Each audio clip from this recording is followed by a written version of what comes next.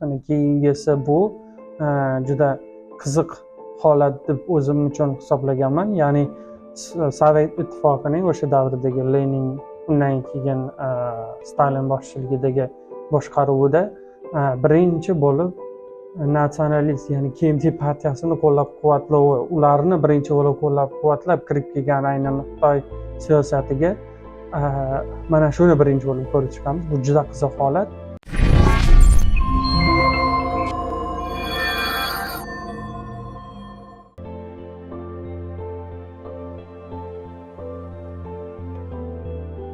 Assalomu alaykum. What's up fellas?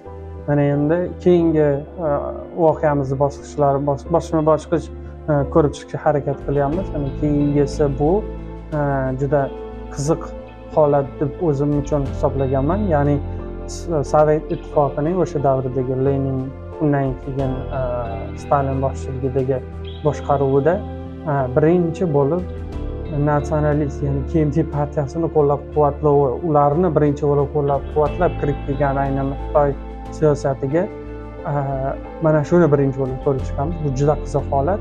Va ikkinchi qiziq holat o'sha davrdagi Sovet ittifoqining nima uchun shimol tomondan, ya'ni unga ancha yaqin bo'lgan shimol tomondan kirib kelmasdan, ya'ni qo'llab-quvvatlov, yordam berish va boshqa hokazolarni aynan janub tomonidan KMT tomonni qo'llab-quvvatlashga kirib kelgan. Nima uchun? Bu juda qiziq. Va o'z navbatida buni ta'kidlab o'tish kerak. Xitoyni agar o'rtasidan bo'lsak, Wuhandan boshlab shimol qismi CCP, Qizillar partiyasi va Kommunist partiyasi va janub qismini KMT o'sha davrlarda nazorat qildi.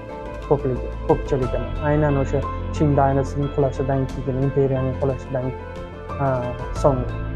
Nima uchun birinchi bo'lib KMTni ular nima deydi, qo'llab-quvvatlab boshlaganligi aynan ularning g'oyaviy tomonidan o'ziga yaqin deb hisoblashgan o'sha davrda.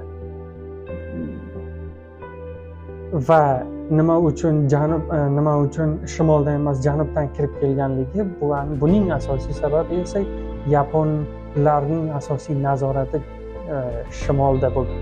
Ya'ni Shanxaydan tortib shu yuqori qismlariga va o'sha davrdagi Manjuriya masalan, ular ham Xitoy Yapon tasarrufida bo'lgan aynan o'sha davrda.